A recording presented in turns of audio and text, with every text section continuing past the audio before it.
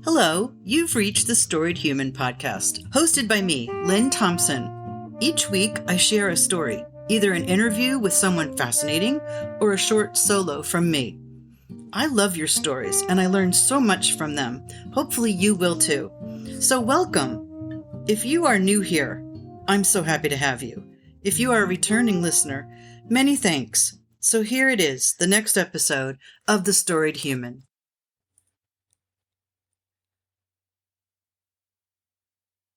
My guest, Amanda Preacher, is a practicing Reiki Master. She is an angel interpreter, and she was a counselor for many years. She helped people with addiction and other issues. The story of how she made her way through her spiritual experiences and what she learned along the way to help people is really interesting and fun because she does so many different things and she cares so much about people. I just really love talking to her. So I give you teacher, practitioner, Reiki Master, Amanda Preacher. So tell me about it, how, what you're going to tell me about the crystal, your first crystal. Well, when I was young and in my early 20s, I worked for Federal Express, and a friend of mine that worked with me gave me this very large quartz crystal. It fit in the palm of my hand, but it came up very high. Wow. So I was looking at it one day, and all of a sudden I saw these raised triangles all over it. And I was like, what is that? And they were all perfectly precisioned little triangles all over the face and then on the all sides of it. And so I started looking it up, and I found out it was a record keeper. And then I looked up record keepers, and it was amazing to me. My whole world exploded and opened up. Crystals were like, I have to have these. I feel drawn to these. So I basically at that time, in 2005, I went to an Angel Therapy Practitioner course with Doreen Virtue. And she's since moved on, which is a shame. But I would like to say I learned so much about my energy field, my whole relationship with angels, how I can read angel cards now. And I have many of them. And so it was like one thing kept leading to another, to another, to another. And I felt guided the entire time, like someone had their hands on my shoulders and were moving me through.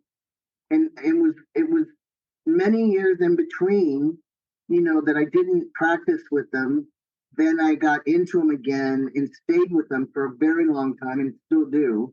But it was that I got too busy. My life got too busy, is what I thought.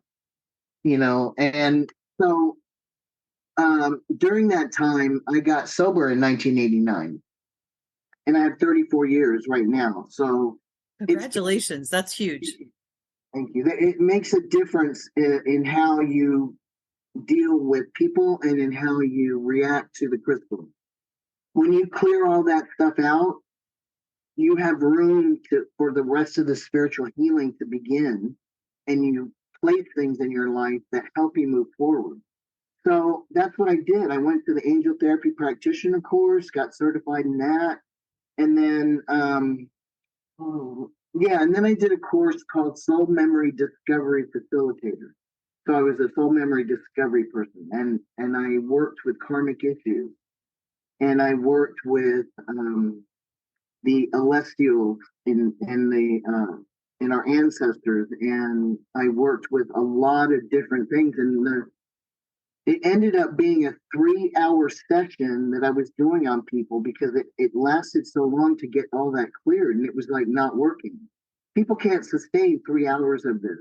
Wow. It's yeah. So I'd have to split it up, and it's just getting rid of all that bad karma and all the karma that's held us back and all that, the karmic issues that we carry from our parents and from their parents and their parents. And it just generations, right? Yeah. Generations. Yeah. And there are So times when you can almost feel that, there's yeah. certain things in our lives, they feel way heavier than just this life. Oh, for sure. I can You guarantee can you about feel it. experiences that have been heavier than I could almost bear. Yeah. You know, so I just got into soul memory discovery and started working with that, and that opened up all kinds of avenues and ways of thinking and the history and cosmology of the world, and how we operate in the world. And it Yeah. was just amazing to me. I was just so excited to go to these monthly um, sessions with Yeah. my spiritual mentor, and she was a Jewish woman, and her husband was a rabbi. So I learned a lot about Jewish religion and the what's the one that is offset of, Kabbalah. yeah, Kabbalah. Oh, Yeah. cool. Yeah. So I learned a lot about Kabbalah and about different Jewish, basically signs that they knew what was going on all this time. The Jewish community or the Jewish religion is very much tied into God, obviously, but also into finding the mysticism that lies underneath that. And I'm a Scorpio, so I love mysticism and finding the secrets to things and finding ways into getting to help people the best I can. So that was how I got into it. And then a couple of years ago, or it was a few years ago, I became a shamanic counselor. And I flew to Boston, and I was in a course for a week, and it was with a shaman that was through the Foundation for Shamanic Studies. Oh, Michael That's where Harner. I got Yeah. my shamanic counseling from. New York. Yeah. They're Yeah, fantastic. yeah. So I went through that and started to teach people how to journey. Yeah. And it's a commitment from them because it's once a week for 5 weeks only. It's Wow. just it's brief, like brief therapy. Yeah. So you teach them the journey, and then you write down what they're experiencing because they'll begin to speak it. I put headphones on them with the drumming, and Yeah. then Oh, they, cool. they, I've they done this. It's very powerful. it's Yeah. very, very powerful. I have a So, funny story about that. okay. I was in a week-long class with a Celtic shaman, and Mm, I really resonated with her because that's my yeah, genetic background. yeah. And I've had readings that say I come from this weird place in Ireland or whatever. So anyway, Well, I loved her. She was great. But she would often give us a question, or she would give us like a little something to do on the journey. So yeah, one of the journeys was try to meet your power animal. And so we journeyed, and we were offered like under the ground or up into the sun, whatever we liked. And I liked under the ground. too. And I could picture it, like I could see the roots of the trees and the plants. It was very real to me. And all of a sudden, my cat, who died like 24 years ago, came in front of me, and he had a big fat face, and I was so happy I almost cried because I loved him so much. I couldn't Mm, believe he was there. And I mean, somebody who doesn't understand this probably thinks I made it up, but no, it was such a surprise. And he accompanied me on the journey, and that's what he used to do when he was alive. He was unusual. My mother used to call him my familiar because he would come yeah, he was. outside. He would come outside with me and stay by my side. I've recently learned that that's spiritually significant, but I didn't Mhm. know that. I just knew I loved him. So when I got done with the journey, I said, oh my gosh, I don't really have a power animal, but my cat from my childhood came. And she goes, wow, we don't get that very often. But it was my first hint that he was so Yeah, special. And so, yes, the shamanism, it was very powerful. I yeah, just loved, what I love about it the most? It's similar all around the world, and it's really old, thousands of years old. Like our psychology is only like 150 years old. So I trust it. And I hmm, love that you do that for people, that they have the drumming in their ears and that you help them journey. And they yeah, find people, I think people are probably like I was that first time, where I was almost afraid to believe it. yeah. It's But it something was, that it's yeah, it's like that. You start to think like, can this be real? Because you're so funny because we're very similar. I'm 61% Irish, by the way. So my grandmother came from Galway, Ireland, and I haven't been there yet, but that's the place I want to go next. Oh, you got to go. Yeah, I do. But the thing that's interesting to me is when I started, when I was getting trained and I was going into my own journeys, I went to the lower world more than I went to the upper world. Yeah. So when I would go to the lower world, the way I would get there is I visualized myself. There was a huge tree in a park where I used to live. Yeah. Just magnificent. Had big roots going everywhere. I would envision myself, and this is interesting to me because this is what just happened, naked, running towards the tree and diving into the root system and going all through the root system, coming all the way down, and I'd land on Brown Bear's belly. So Whoa. Brown Bear was my spirit guide from the get-go. Yeah. And the Wow. white buffalo, which is really significant. Oh my gosh. Yeah. So I understand what you're saying about the whole shamanic experience. It's something I as hell. think everybody should at least experience one time. Yeah. And to do, because you do get answers to your questions, and that's what we do. The person, what would you like to know? What kind of questions are you looking for? Yeah. Answers are you looking for? That kind of thing. And a lot of them want to see the spirit guide. This was years ago, and it's a little more accepted now. And I've literally read articles about there are certain places like mental health facilities that allow shamans to work in tandem with, traditional medicine, and it works. It's amazing to me that they're allowing that, but I think that maybe, some people, the attitudes have shifted, but that's so powerful because they're both working, like the Western and the shamans. Yeah. And it's so funny to me that we don't want to admit that there's another, side. There's another dimension. There's another. Well, it's fear, Yeah. Yeah. We're all subjected to our fear. So and we're raised that certain way. And so you have to undo that. I had weird stuff happen ever since I was a little girl. Did you? I've had weird but traumatic things happen ever since. But yeah, weird things. I'm currently writing a book on I was going to ask you if you had a book. You should definitely have a book. I'm writing it on a survivor's guide to trauma throughout your life, and also to open up to energy medicine. I want to bring that into the book too, and how it changed my life.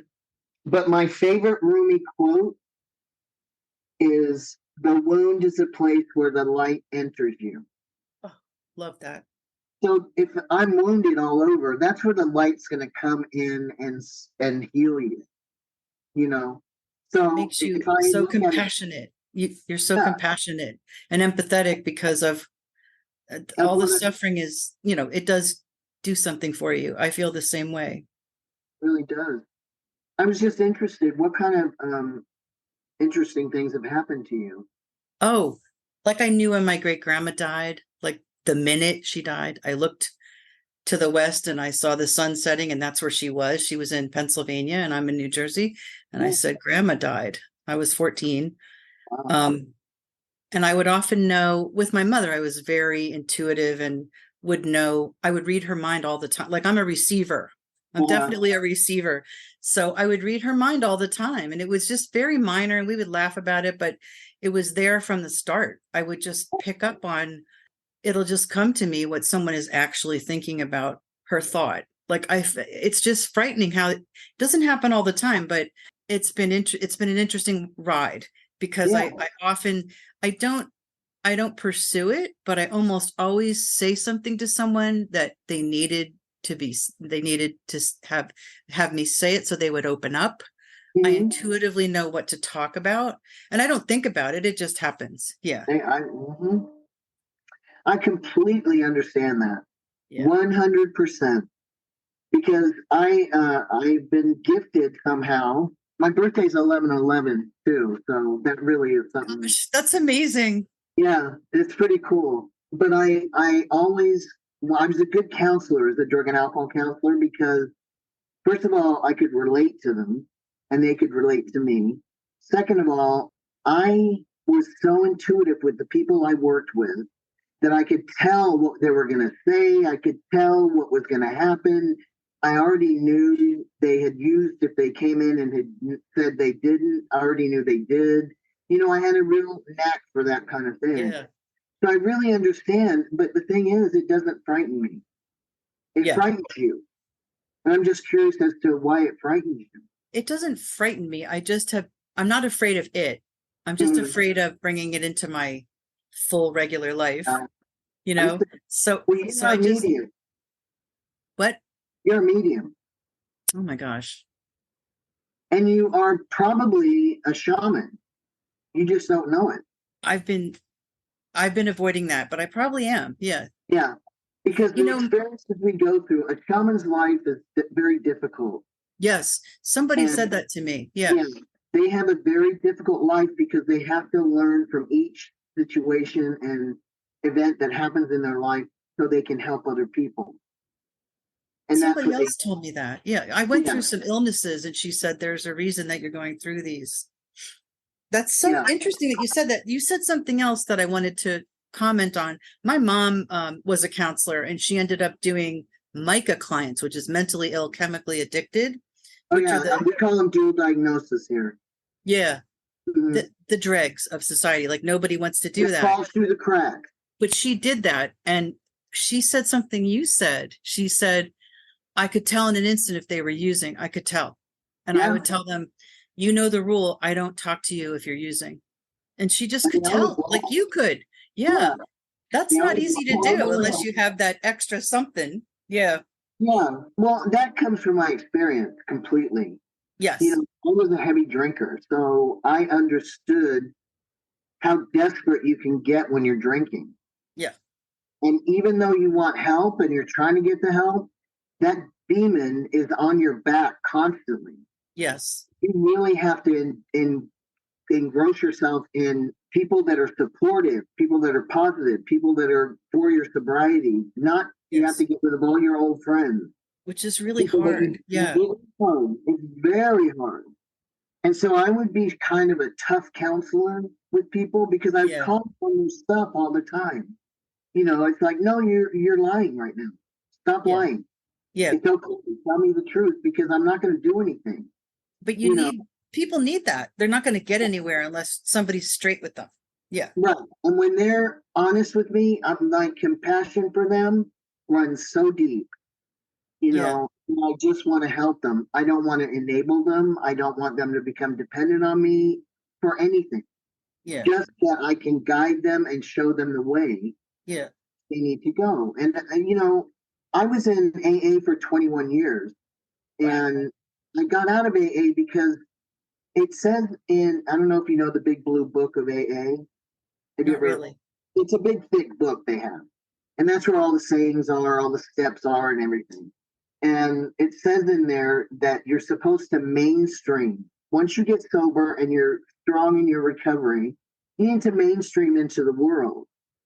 But a lot of times, people that are drinking or using will get dependent on the meeting, and they don't go out in the world to see with support to see if they can handle certain things. So after Yeah. 21 years, I learned what I needed to learn, and I don't in any way, shape, or form crave alcohol.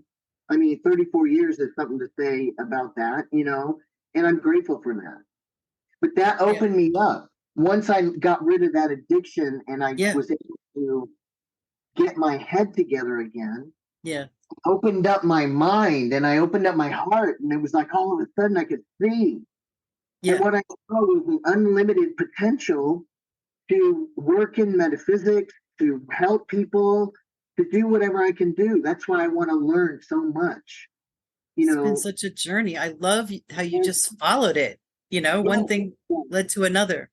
my So higher power has been very strong in my life. So, I wanted to ask you something about the alcoholism because I understand spiritually, people believe that when you're cut off from source, that's when you're prey to these things, like, you know, the demon of alcohol, the disease. right. Do you feel like that's part of it? Like you have to find that connection again? You know, it's a touchy subject because a lot of people don't go to AA because the God is mentioned too much in Right, there. right. I And have a really big definition of that, right? I notice you do too on your oh yeah, website. Yeah. that has changed my whole concept of God. Yeah, me too. I was raised Southern Baptist, so I had a punishing God. Oh, you had like an interesting, yeah. My Yeah, husband was raised Catholic. He calls himself a recovering Catholic. yeah, I'm recovered from Southern Baptist. I'll tell you that because I've never seen so much hatred and animosity. It was just awful when I was a kid growing up.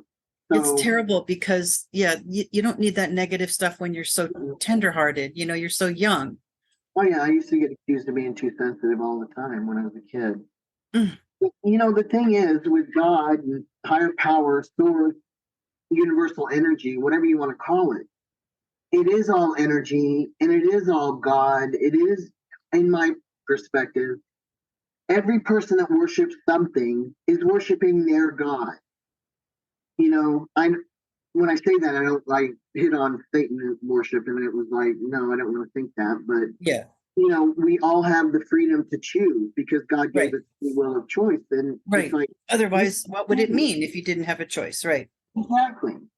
So I had a choice, and I got out, and thank God for that. But I changed my whole concept of God when I got Yeah, me too. sober. It was like my God can't be punishing. My God is an all loving no matter who I am, what I do. My God loves me no matter what. And I want to be better for my God, Yeah, my higher power. I want to be a better person. And so I pray for that a lot. I pray to be a good person and to let go of any of the animosities I have, or, because I have some things I'm dealing with. I've been in therapy for many years. I'm not in right now, but I know when I need to work on stuff. yeah. So It I comes work up. on stuff with Reiki.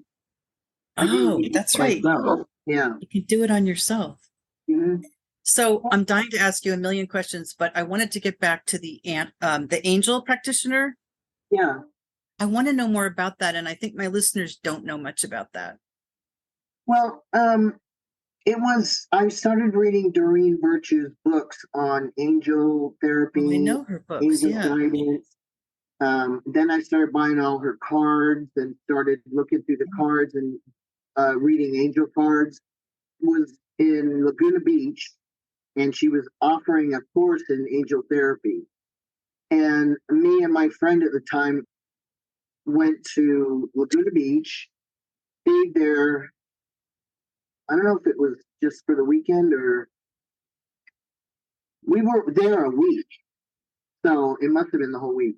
What I learned was how to talk to the angels, the archangels, and what they stand for. Angel cards. I learned that I'm a wise one because Doreen would sit in a big chair and people would come up to her and they would say, "Who am I?" or "What am I?" And she would intuitively say, "Yes, you're a wise one," or "Yes, you're angel," or "You're this, that, or the other." And I've seen in my life how my wisdom has helped me. So I feel that when I was there, we had ceremonies, and all of the angel practitioners that had gone and taken the course were around us, surrounding us with their energy, holding space. And we did a lot of letting go of old ideas and got really into working with angels and how they can help us and that they're waiting for us to ask them. I've heard this before. You have to Yes, ask. you have Yeah. to ask. And I do all the time. Archangel Michael, please protect me as I drive and those around me. I say that every time I drive. Wow. Yeah. So it's like I just learned a lot about how the angels communicate with us. And then I started seeing it happening. I would see signs of them. I would see flashes of purple for Archangel Michael, Mhm. or blue for Archangel Michael, and then green for Archangel Raphael. I mean, I really learned about angels and how they can help us. And so I love my angels. My angels Yeah. are with me constantly. They're always showing me they're around. And I'm so grateful for that. And I've met people that in the form of person, an angel. Oh, how do you know?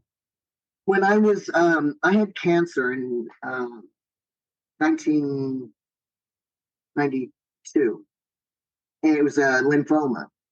And I had to go through 6 months of chemo and 5 weeks of radiation every day. Oh my gosh. And so I had to shave my head because my hair was falling out. So I shaved my head because I was like, I'm not going to let it do that. I'm going to decide. Yeah, yeah. So, I was like this to cancer. So I was out one time in Long Beach, and there's this nice area of town where you can go shopping. And I was in a shop with someone, and I was feeling so self-conscious about having no hair. And this woman walked up to me, or she came out of the store. I was standing on the sidewalk. She came running out of the store, and she looked at me. She goes, "You are absolutely beautiful. 100% beautiful." And I started crying. And my friend was there, and we were talking, and it was like we turned around and she wasn't there anymore. So I knew that person's goal, that person's job was to tell me that, to help me work with my issues around feeling so self-conscious. And I got over it. It was like, yeah, I'm bald, so what? I had a perfectly shaped head, thank God. Oh yeah, I always say that does help. My friend, she lost her hair and she had the cutest head. It really does help. Yeah, it does help. You're reminding me of so many things. Story about it. Oh, tell me. Real quick, it's just a short story. I was in line at a coffee shop one time, bald, and this man and a woman were sitting at a table right next to the line, and he kept staring at me. And I was a very angry person when I had cancer because I was angry at the cancer. Yeah. So I finally looked at him and I said, "What the blank are you looking at?" And he said, "Oh, I'm sorry." And then I turned around and said some words to him, turned around, got my coffee, went to a meeting. It was a speakers meeting. So I'm at the speakers meeting. Do you know what those are? That's where one person speaks and it's just a bunch of people listening. Oh, yeah. Yeah. So I'm at the meeting, and guess who the speaker is? It's him. The man I screamed at. He was a priest. Oh my God.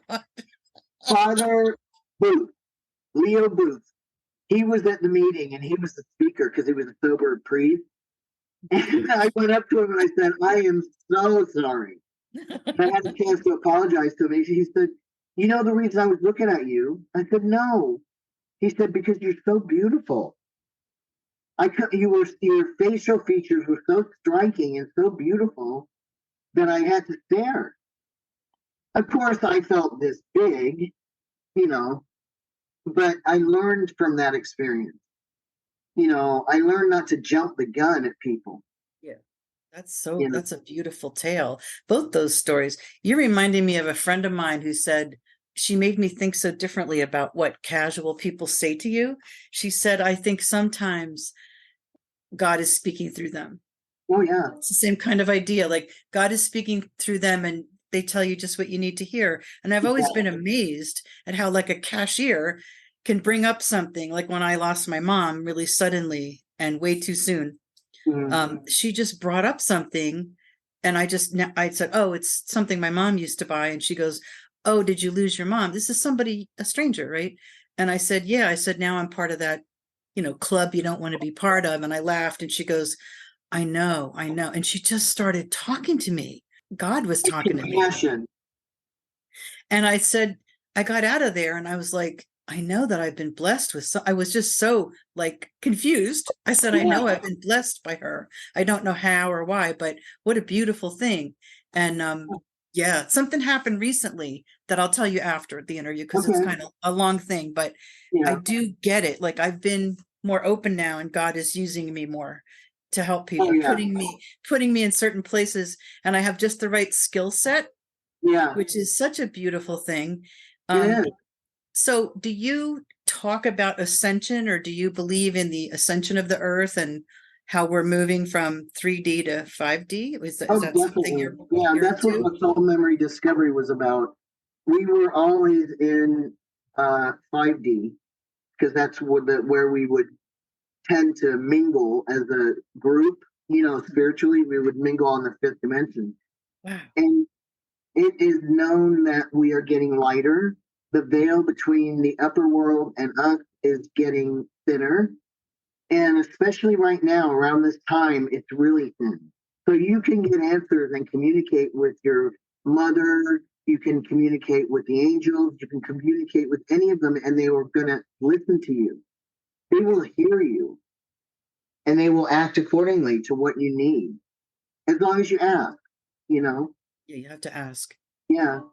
But it's an amazing thing. I truly believe in ascension, and I believe that, all this political drama and all of the things that are happening in the world are all moving towards ascension because destruction has to happen. Right. I People read are leaving the planet in huge amounts. yes. And I read things are not getting worse, they're getting revealed. Yeah. And that just resonated with me because that's how I feel. I feel like things that I read about, secrets that I kind of knew about, that everybody thought I was nuts in my family, and I stopped talking about it, but it's starting to be revealed. And I also see much more compassion on the internet. I see these beautiful stories about people with animals and little babies and different species of animals. I don't remember seeing that much. And I remember it's opened that up. Yeah, there's more people. They said there's just more and more people feeling more positive and putting out that energy. And so I noticed it this weekend where there was a little 9-year-old girl that was snatched from a campground in upstate New York. Mm-hmm. And everybody was upset. I mean, everybody's usually upset, but this was like another level. And they found her, and they talked about how they found her and what they did. And everybody was celebrating. Like, I just don't remember everybody feeling like, because when you're like us, that's one thing that's been a little unsettling for me, is like I cry all the time now. And I feel other people's pain in a way that I never have. And so now I'm seeing it even on TV. Like, the reporter was so happy she was found, and they were talking about the great job everyone did. And I just see a difference. I feel this positive uplifting. Well, that's all of us anchoring light to the planet. Everybody that is enlightened anchors light to the planet. The angels are busy making and working on the fifth dimension stuff, and they're helping us to achieve ascension. And you have to shed all the ugly stuff to get to the good stuff. And so people like in 9/11, all those people agreed to leave the planet at the same time. All people in these mass volcanoes and murders and all that, they've all agreed in their souls to leave the planet at the same time. These are soul groups that are leaving. Yeah. And I think that it's necessary, first of all. There's too many people in the world in general, and it's not, I'm not saying people should die. I'm just saying there's a lot of people in the world that need guidance. Yes. And I think more people are opening up to the spiritual part because they're all looking for God of their understanding. Yes. They're looking for a God of their understanding in order to deal with everything that's going on. Oh, that makes so much sense. Yeah. Yeah.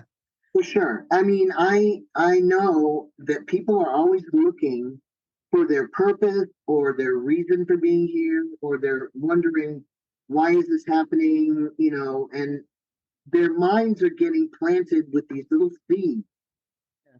People that come into their life, things they hear that are about positivity and metaphysics and spirituality, all those positive things are starting to come out more and more. And I think it's a beautiful thing. I do too.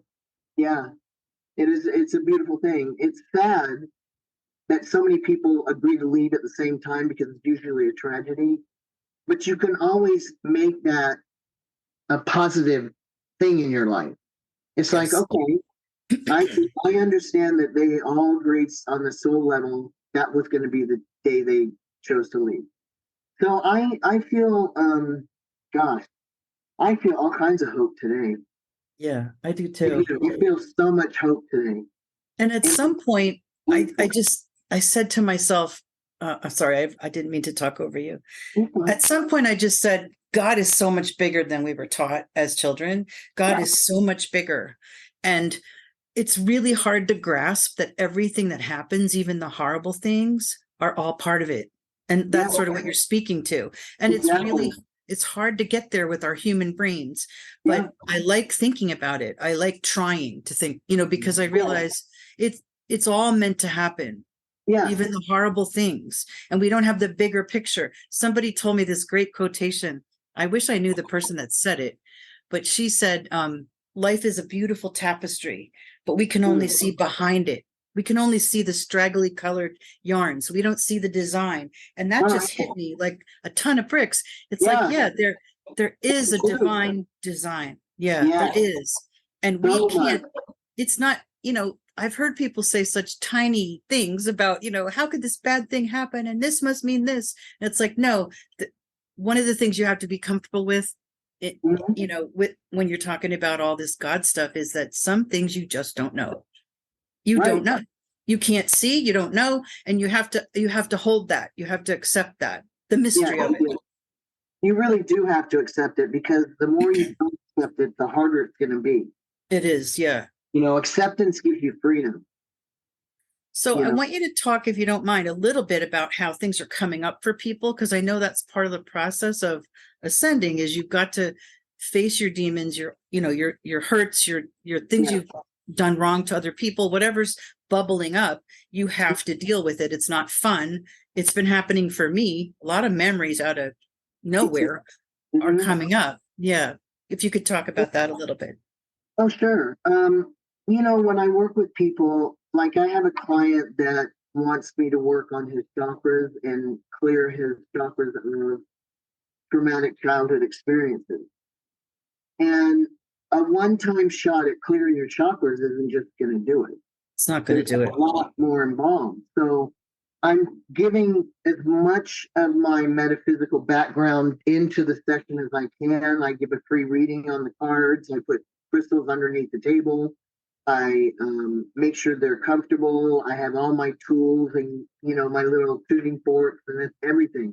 I do so much in a session that it begins to open them up, and they start to realize, okay, maybe I need more.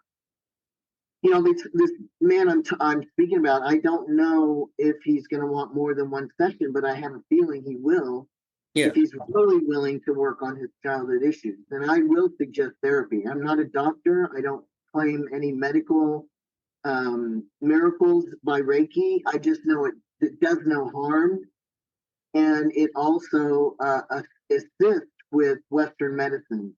There's an article through the International Association for Reiki Practitioners, and it speaks to Reiki actually diminishing the symptoms of MS. Whoa. That's a major breakthrough right there. That's unbelievable. Yeah, I have a good friend in Colorado who has MS, and she's in the later stages of it, but she's doing her own journey and her own, questioning of things, and she's gotten onto something that makes her believe she's going to walk again, and I believe she will. It's And wonderful. I've done Reiki on her a couple of times, and I can do distant Reiki on her, and I do that with dogs, cats, whatever. I can do distant Reiki on any. So when people come to me, it's usually really traumatic stuff, or it's just someone who doesn't know and they want answers. Ah, Yeah. I mean, I so had one client that she might have been a little bit too much for my expertise, because she had severe traumatic issues happen. And I can do as much as I can do and open the channel, because that's all I am, is a channel for the Reiki energy to flow through me. And that's Archangel Uriel that I count on for that. So I'll call on Archangel Uriel to let the Reiki energy flow to me, through me, and out to the client. So I was going to ask you to tell us just a little bit more about Reiki, because some of us don't know the details in there. You went ahead and told us a little bit more. yeah, I Um, love Reiki. I've always wanted to be a Reiki master, and I am, and now it feels great, because Reiki is the most amazing healing tool that I've come across. It's amazing. And I go to Reiki shares every month, and I work with my master teacher, and we do different things, and it's just fun, to be able to work with energy and to see it actually come together after all the years I've been in metaphysics, to see it all come together by working with crystals and working with tuning forks and working with whatever else I can put into my, my bag of tricks. So, I'm all about trying to help people. I just want people to understand that Reiki is just energy work. It's not just, but it's energy work. And we all have energy. We're all made up of energy. So, there you go. It's a beautiful combination with Western medicine. Yeah, it does kind of make sense, doesn't it? We're all It energy. does. Yeah, And you know how to channel it. I do. Now, how do you know, or how did you get connected to Uriel, the angel Uriel? When I was doing my Reiki 1 and 2, because there's 4 levels. I'm in Reiki Master 3. So when I was doing 1 and 2, I found that I meditated during the class, and the reason we were doing this was to find out what archangel we could work with.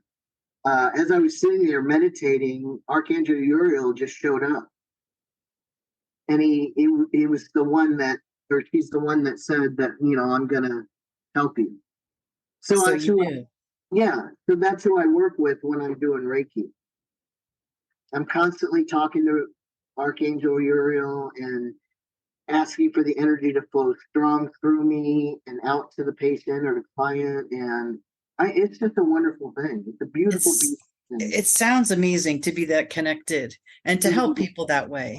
Yeah, I love it. I love it. I absolutely love it. So cool. As being a counselor for as long as I was, and then retiring from doing that, you kind of miss it. Working with people one-on-one. Of course you do. Yeah. I can do groups with people too, and distant, remote, whatever. Put you in a what's it called? A crystal grid. I can put you in a crystal grid in the middle and pour energy into you from that way. I just say certain things and it flows. For the show notes, I'm going to put how to get in touch with you and your website. Is there a way you would like people to get in touch with you? Is there anything you'd like to share? I would love it if people could just check out the website and email me, or even text me. Okay. Call, text, email. How about that? Excellent. Yeah. And is there anything else you'd like us to know? Because we covered a lot today. Yeah, I am ex-military, so I was in the Army, and wow. I have a lot of experiences. I just have a lot of experiences. That's why I'm writing this book. Oh, good. I'm so glad you are. Yeah. I'm so glad you are. Yeah, me too. I've been led to wanting to write a book for years, and I finally decided to get off my rump and do it. So good. Yeah. And when do you think that'll be out? Like, is that next year or? Yeah, probably next year. Okay, we can look forward to that. I'm working on outlining the draft and going through the first draft, and So keep in touch and let me know. I will. Yeah, that'll be great. Thank you so much. I have like 8 books to read now. I love it. Everybody I talk to has a book. Yeah. Well, I so appreciate you having me, and I really enjoyed talking to you. I love talking to you. I really appreciate you coming on. Yeah. Anytime you want to chat, just let me know.